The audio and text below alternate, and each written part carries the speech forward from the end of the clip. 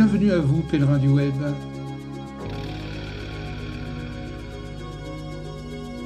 Après la vidéo précédente qui a traité la chronologie du concept de l'écriture, nous entrons dans une série de vidéos destinées à nous faire voyager sur la ligne de temps de l'histoire du 3e millénaire en Mésopotamie, plus précisément entre moins 3400 et moins 2004.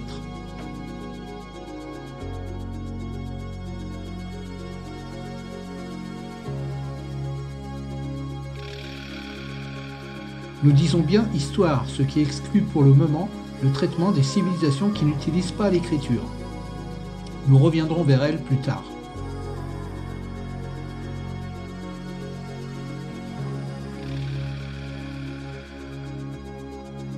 Certaines dates ne seront que citatives, d'autres beaucoup plus détaillées. Il devrait en sortir une certaine fluidité quant au déroulement des événements qui marquent cette période.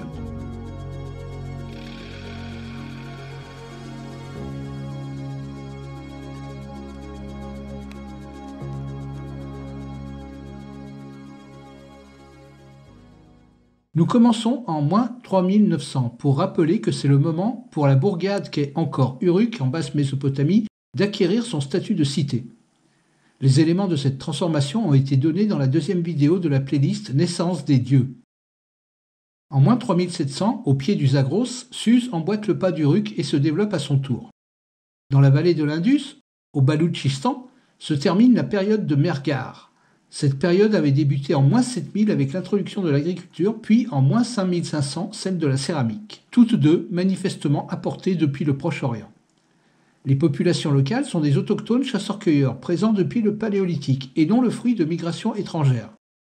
La vallée entre à présent dans la période d'Harappa. Harappa est une ville située au cœur du Pendjab, dans le Haut-Indus, sur son affluent le Ravi. La période d'Harappa va courir jusqu'en moins 2600 lorsque le bronze bouleversera la région et ouvrira la période proprement dite de la civilisation de l'Indus. Cette période d'Harappa est une période de régionalisation qui voit l'expansion de l'agriculture, des villages et de la céramique. La région est déjà bien intégrée dans les réseaux d'échange avec l'Occident élamite et mésopotamien à travers le vaste plateau iranien. En moins 3600, Uruk domine le sud mésopotamien sur les plans démographiques, de l'urbanisme, économique et cultuel. Nous avons vu cela dans les deux vidéos précédentes. 100 ans plus tard, en moins 3500, on fait usage du tour rapide aussi bien à Uruk qu'à Suse. La production des céramiques devient industrielle, estampillée et manufacturée. Alors que le cheval est en passe de domestication en Asie centrale, nous y reviendrons dans la vidéo sur les cultures pontiques, il reste inconnu en Mésopotamie. Ici, c'est le bœuf qui est utilisé pour les transports terrestres locaux et pour la traie. Le bœuf est domestiqué depuis les débuts de l'irrigation en moins 6400, sans la roue. Celle-ci n'est attestée en Mésopotamie qu'à partir de moins 2500. De leur côté, à l'ouest du delta du Nil, les tribus libyennes élèvent de grands troupeaux d'ânes. Car oui, l'âne est originaire d'Afrique, et on le trouve à l'état sauvage en Nubie et dans la vallée du Nil dès le Paléolithique moyen. Les Libyens l'ont domestiqué depuis moins 4000. On ne sait pas s'il sert de monture. Il est utilisé pour la traie et pour le transport terrestre des marchandises. À l'échelle de l'histoire, après le bœuf mésopotamien, l'âne libyen est le second animal domestiqué mis au service du transport ou de la traie. Le chameau, en Asie centrale et en Mongolie, ainsi que le dromadaire, en Afrique et dans la péninsule arabique, ne seront utilisés qu'à partir de moins 2500. En moins 3500, de larges convois de caravanes libyennes, certaines jusqu'à 1000 têtes, traversent le Nil, le Sinaï, le Levant, montent jusqu'en Syrie, atteignent les bassins de l'Euphrate et du Tigre et descendent jusqu'en basse Mésopotamie où ils viennent se ravitailler en céréales. Les Mésopotamiens, subjugués, vivement séduits, adoptent très vite cette équidée. L'âne va dès lors supplanter le bœuf pour le transport terrestre des marchandises, car il possède de larges qualités. Il est intelligent, frugal et rapide, jusqu'à 5 km/h. Il peut parcourir 50 km par jour. Mais il a aussi ses défauts. Il a de gros besoins journaliers en eau, 40 litres, et sa capacité de charge est bien moindre que celle du bœuf, entre 50 et 100 kg. En moins 3300, un signe pictographique à Uruk rend compte de sa présence. En moins 3400, en Mésopotamie, en Égypte et au Moyen-Orient, on quitte le néolithique pour entrer dans le monde moderne. C'est le début de l'âge du bronze. La caractéristique première de l'âge du bronze n'est pas l'utilisation des métaux, mais la découverte et le développement de la métallurgie. Les Sumériens sont un peuple de commerçants, ils sont pacifiques et n'ont aucune volonté colonialiste. L'industrie de l'armement y est quasi inexistante. Elle reste céramique, lithique ou osseuse, réservée pour un usage domestique, de récolte ou de boucherie. Les importations de cuivre et d'étain, nécessaires pour la fusion du bronze, ne servent pour l'essentiel qu'à produire des objets calqués sur ceux du cuivre, fibules, pendentifs, aiguilles, vaisselle, faucilles. Cela changera à partir de moins de 1900 au moment de la constitution des cités-États et de l'entrée dans la période des dynasties archaïques. Ces cités-États se poseront en compétitrices et souvent en rivales l'une de l'autre. Comme on l'a vu dans la vidéo précédente, les rivalités entre cités stimuleront l'élaboration du système d'écriture basé sur le phonogramme, plus efficace que le logogramme. Étant donné que depuis l'Obeï 1-5200, le sumérien est une langue commune pour toutes ces cités, les phonogrammes n'auront pas de mal à être assimilés. L'écriture va grandement contribuer à la diplomatie et réduire les conflits marchands au temps de ces dynasties archaïques. L'utilisation du bronze comme métal pour l'armement ne sera attestée qu'à partir de moins 2700 dans le nord-ouest de l'Anatolie, ce qui fait entrer la Troade dans son époque mythique, à Chypre, en Crète, ce qui inaugure la civilisation minoenne, et en Grèce où émerge la civilisation helladique, celle qui précède l'Achéenne. L'armement par le bronze commencera en moins 2600 dans la vallée de l'Indus, ce qui inaugurera la civilisation éponyme dite de l'Indus. En moins 2400 dans le royaume de Kouch au Soudan arrive le bronze. En moins 2300 dans les Balkans et en Europe centrale, où domine la culture du Nétis. Et en moins 2000 en Europe de l'Ouest, en Espagne, de même qu'aux Antipodes, en Chine. En moins 3400, sur le plan des relations régionales, les Sumériens sont confrontés, à l'est, dès les premiers contreforts des monts Zagros, au peuple iranien élamite, au nord, au peuple sémite des Amorites. C'est avec ces derniers que les Sumériens voient apparaître les premières caravanes d'ânes. À l'instar des Libyens, cités plus tôt, ils viennent eux aussi se recharger en céréales. En moins 3300, en pays de Sumer, c'est la fin de la période d'Obeï et le début de la révolution urbaine dont Uruk en est le fer de lance. En 600 ans, depuis moins 3900, Uruk est passé du stade de bourgade à celui d'une ville avec la double hiérarchisation cultuelle et régalienne, et les constructions qui vont avec. Constructions parfois monumentales comme en témoignent les temples de Iana, à Uruk et à Eridu. Cette période de révolution urbaine est charnière entre la préhistoire et l'histoire. Elle dure 4 siècles jusqu'en moins 2900. Le développement des institutions étatiques s'accompagne de celui des instruments de gestion qui permettent l'encadrement des travailleurs et des autres ressources. On estampille les produits manufacturés, la laine, les céramiques, les outils. Les échanges culturels, marchands et administratifs, facturation des prélèvements, édition des règles communautaires, sont facilités par l'utilisation de l'écriture proto-cunéiforme, pour l'heure encore faite de logogrammes. Le sud mésopotamien est alors la région du monde la plus dynamique. On voit s'opérer une extension urukéenne qui se fait vers la Syrie, à Tel Brak, autre nom de Nagar, vers l'est, vers l'Iran occidental, autour de Suse, et jusqu'en Anatolie du sud-est, Arslan-Tepe, situé sur la rivière Toma, un affluent de l'Euphrate supérieur. Cette expansion se fait par voie fluviale, comme depuis des millénaires, grâce aux autoroutes fluviales que sont le Tigre et l'Euphrate. Mais à présent, elle se fait aussi par voie terrestre grâce aux ânes, lesquels sont très avantageux pour le transport dans les contreforts montagneux du Zagros. En pays d'Élam, la capitale Anshan profite de ce commerce avec les Sumériens. Elle se développe et à présent elle possède un bâtiment administratif dont les murs sont décorés de peintures. Ce bâtiment sera abandonné vers moins 2700 au cours d'un raid mené par un roi de Kish. En moins 3200, les caractères proto-cunéiformes se développent en Mésopotamie. Certains logogrammes évoluent pour représenter des chiffres et non plus des nombres. D'autres viennent représenter des actions, les verbes. Nous en avons parlé dans la vidéo précédente. Scorpion Ier inaugure la royauté en Haute-Égypte en fondant la toute première dynastie dite dynastie 0. À cette époque, l'Égypte est divisée en 2 régions rivales, le nord, appelé Basse-Égypte, avec pour capitale Memphis, et le sud, appelé Haute-Égypte, avec pour capitale Thèbes. La première inscription hiéroglyphique, écriture figurative, est découverte sur une tombe dans l'antique cité d'Abydos, ville dédiée à Osiris.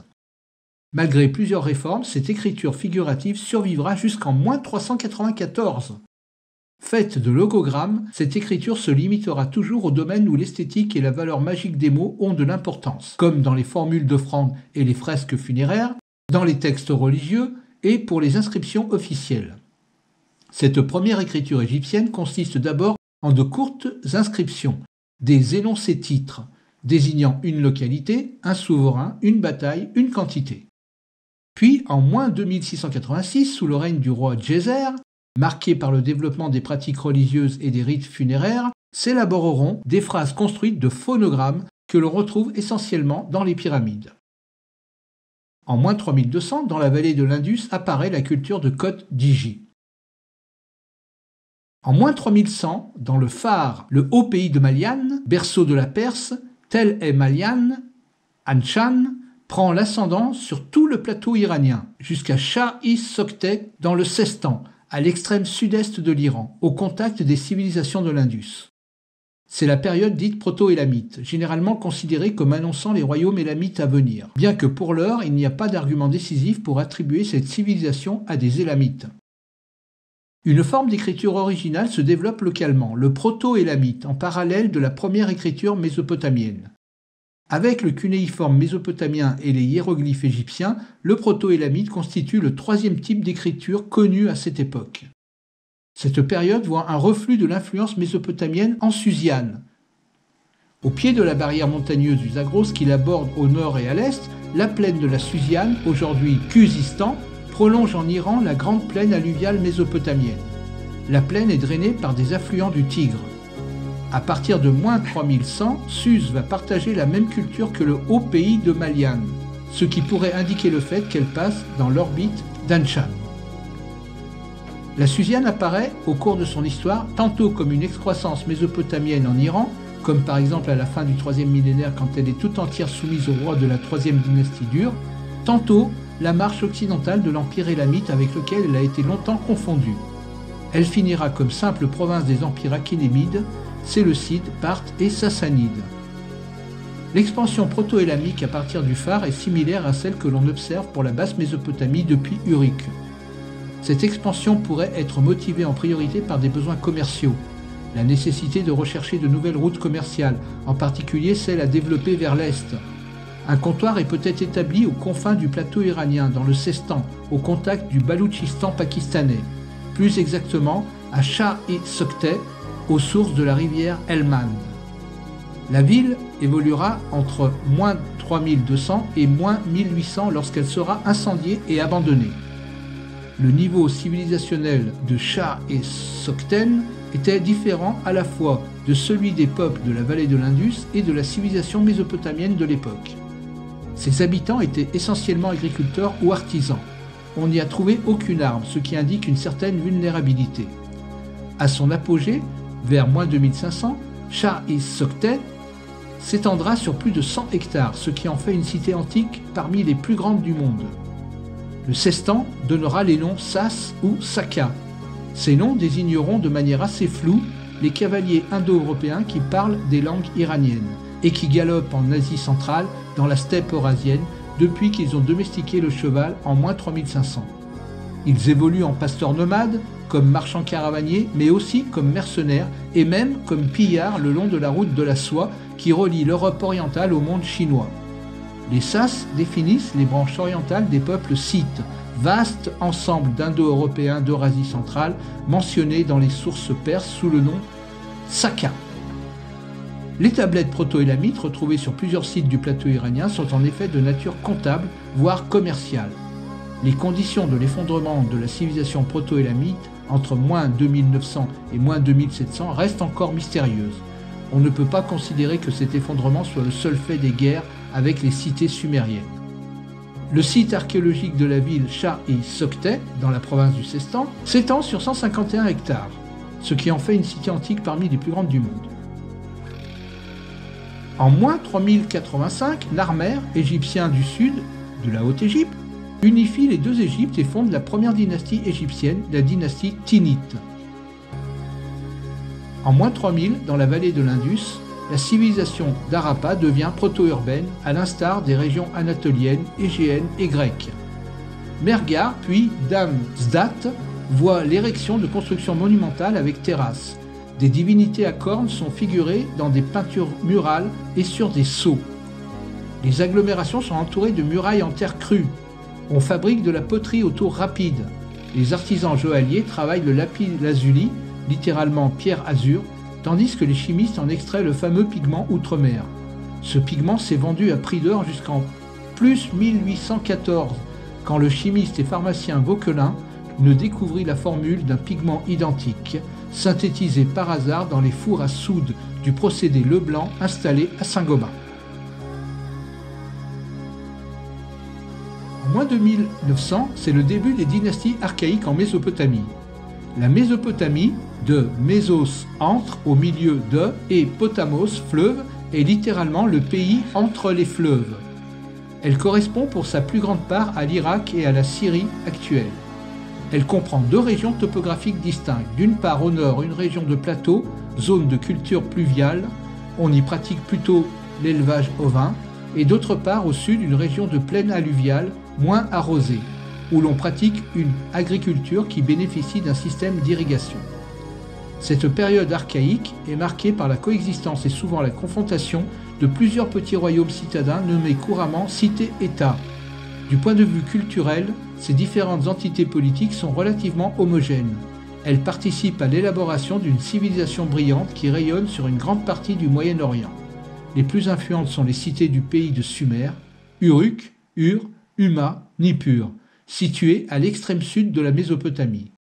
Parmi ces cités, bénéficiant d'un millénaire de développement, Uruk domine les cités-États voisines et fonde la première des dynasties.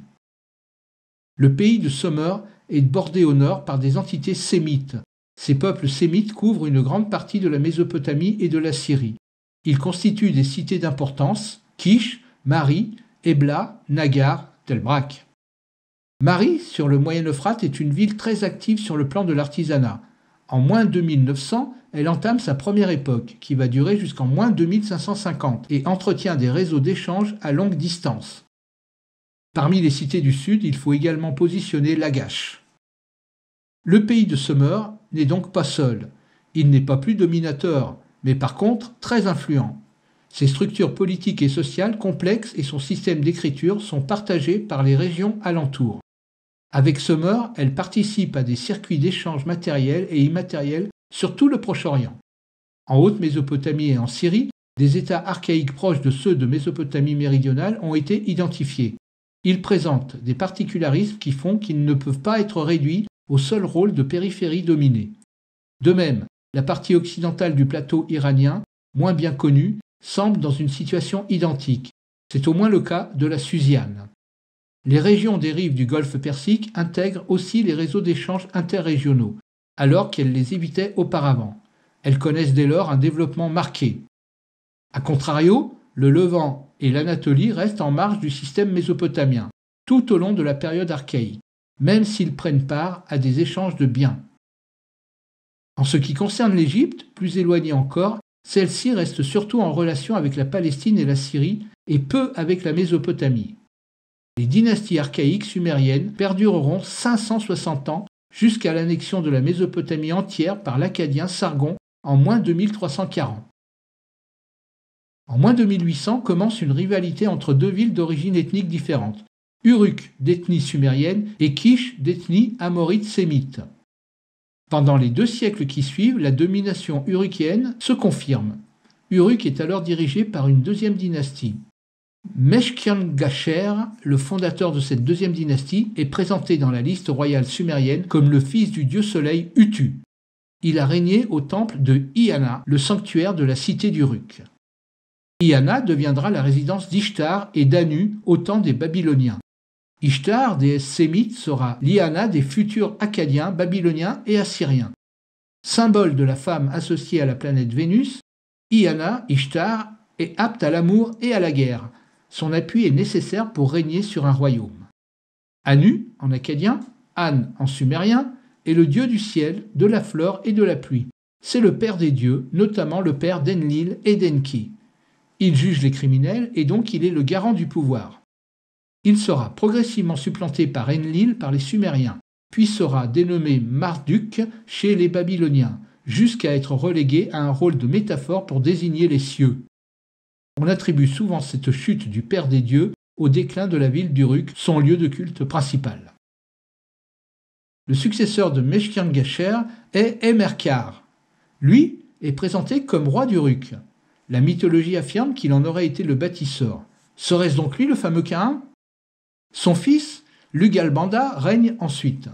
En ce point, la liste royale sumérienne fait de Gilgamesh le bourgmestre de Kulab. Kulab serait soit un quartier de la Grande Uruk, soit une localité mitoyenne.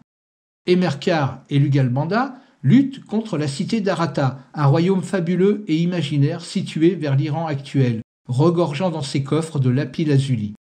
Pour atteindre cet endroit merveilleux, il faut passer par Suse et traverser le plateau d'Anshan, bien que la cité est mentionnée comme accessible par la mer.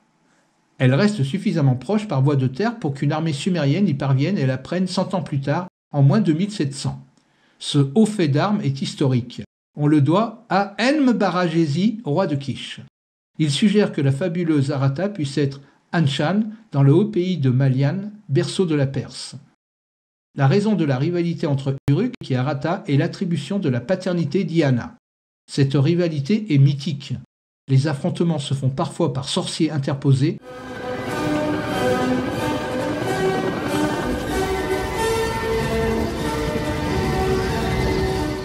Parfois avec le secours d'oiseaux fantastiques.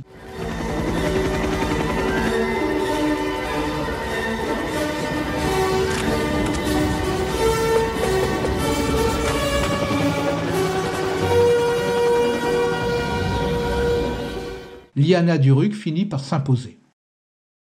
La deuxième dynastie d'Uruk gagne la suprématie régionale en soumettant le royaume de Kish, son voisin. Ceci est l'œuvre du roi Dumuzi le pêcheur qui capture le roi Enm-Baragesi de Kish. Ce fait est placé entre moins 2700 et moins 2600. Il ne faut pas confondre Dumuzi le pêcheur avec Dumuzi le berger, lequel est un dieu sumérien et l'époux d'Iana. À Kish, Enm-Baragesi sera remplacé par Aga. Le successeur de Dumuzi le pêcheur sur le trône d'Uruk est Gilgamesh.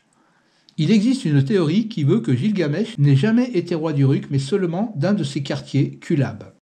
Son titre de roi d'Uruk serait une construction voulue par les commanditaires de l'œuvre réécrite en moins 1950, lesquels désirent s'appuyer sur une légitimité héréditaire héroïque. Quel que soit son statut, Gilgamesh continue le combat contre le nouveau roi de Kish, Aga.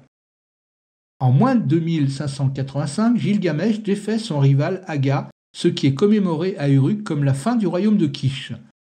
En fait, cette victoire apparaît comme un épiphénomène, une sorte de révolte des Sumériens face à une domination kishite qui commence à s'affirmer dès moins 2600. La récupération politique et la construction du mythe de Gilgamesh par les puissances émergentes du début du deuxième millénaire est une nécessité pour la cohésion des empires en naissance, qu'ils soient hittites, amorites, assyriens ou babyloniens. L'usage de l'âne en tant que monture pour les cités sumériennes ne commence qu'à partir de moins 2700. Peut-être que l'armée kishite d'Enm-Baragesi était montée sur des ânes lorsqu'elle fit son raid sur Anshan. En Mésopotamie, on voit apparaître une symbolique de l'âne. Cette symbolique est particulièrement ambiguë. L'âne peut tantôt représenter le bien, et ses attributs sont alors l'humilité et la patience, tantôt il peut représenter le mal, et ses adjectifs sont alors qu'il est têtu, bête et borné. Les Égyptiens préféreront la deuxième représentation, et ils associeront l'âne au dieu Seth, à la couleur rouge et à l'esprit du mal. Il faut voir là le fait que l'âne est d'origine libyenne et que les Égyptiens se conçoivent autrement. Par contre, en Sumer, certains rois durs se font enterrer avec leur âne. Les chrétiens tiendront d'un côté l'âne en estime lorsqu'il est représenté dans la crèche ou lorsqu'il porte Jésus, et d'un autre côté, ils l'associeront à la lubricité et à l'obscénité. En moins 2686, c'est l'arrivée du bronze dans la Troade, région de Kanakal au nord-est de l'Anatolie. C'est aussi l'arrivée du bronze en Égypte. Débute alors l'ancien empire égyptien avec Djéser, premier roi de la troisième dynastie égyptienne, qui construira la première pyramide, celle à degrés. C'est l'âge d'or de l'Égypte. qui coïncide avec l'arrivée du bronze. Djéser a envoyé plusieurs expéditions militaires dans la péninsule du Sinaï, au cours desquelles les habitants locaux ont été soumis. Il y envoya également des expéditions à la recherche de minéraux précieux comme la turquoise et le cuivre. Ceci est établi par des inscriptions trouvées dans le désert, parfois avec la bannière de Seth aux côtés des symboles d'Horus, comme c'était déjà le cas sous Khâsekhemoui, son père et dernier roi de la deuxième dynastie. Le Sinaï a également joué un rôle stratégique en tant que tampon entre la vallée du Nil et l'Asie. Avec l'aide de l'architecte Imhotep, qui occupait également les fonctions de grand chancelier d'Égypte, de prince royal, de grand prêtre d'Héliopolis et de médecin royal, le règne de Djéser connut une réelle prospérité économique et culturelle avec des ouvertures sur l'Orient. Les avancées architecturales de son règne sont remarquables. Djéser invente, avec l'aide de Imhotep, la construction en pierre de taille. Grâce à cette invention, la première pyramide est bâtie à Saqqara. Elle est à degrés.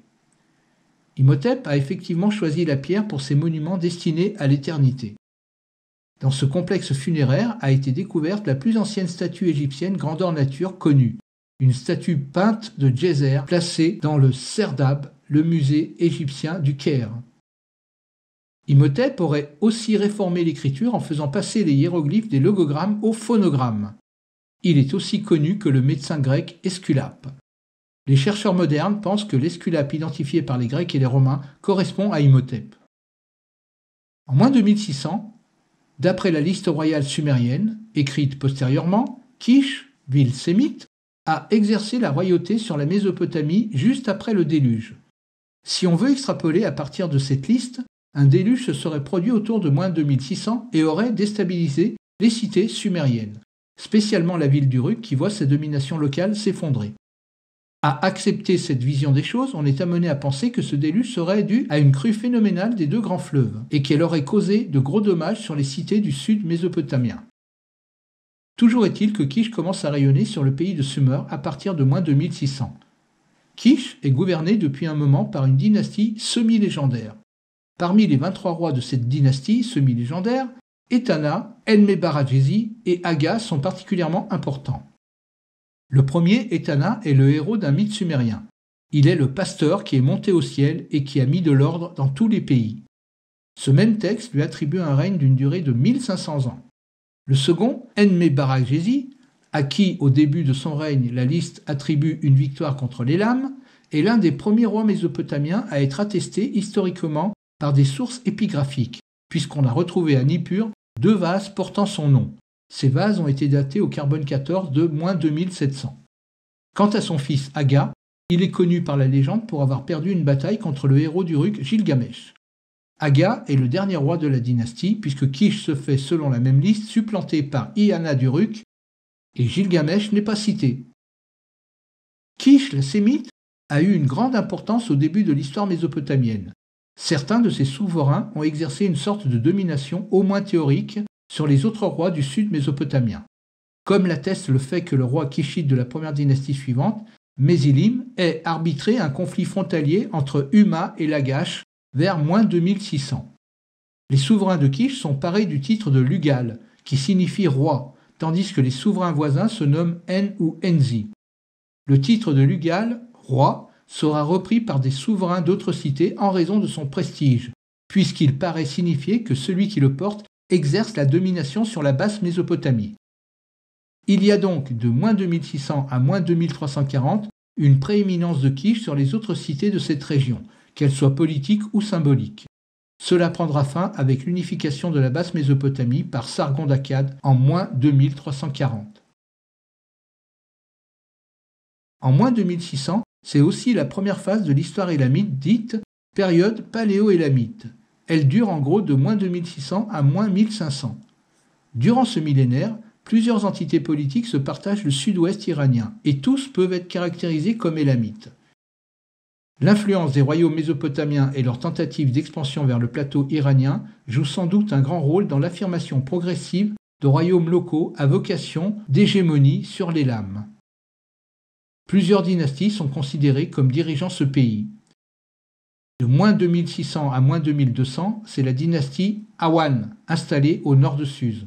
De moins 2200 à moins 1900, c'est la dynastie Shimashki, installée à l'ouest de Suse. De moins 1900 à moins 1500, c'est la dynastie Sukalma, ou dynastie Épartide, d'après le nom du fondateur Épartie qui règne sur Suse et Anshan. À leur apogée, ces dynasties sont en mesure d'être des menaces pour leurs voisins mésopotamiens. En moins 2600, dans le sous-continent indien, la césure entre la période d'Harappa et la période dite de la civilisation de l'Indus est brutale. Nous verrons cela dans la prochaine vidéo.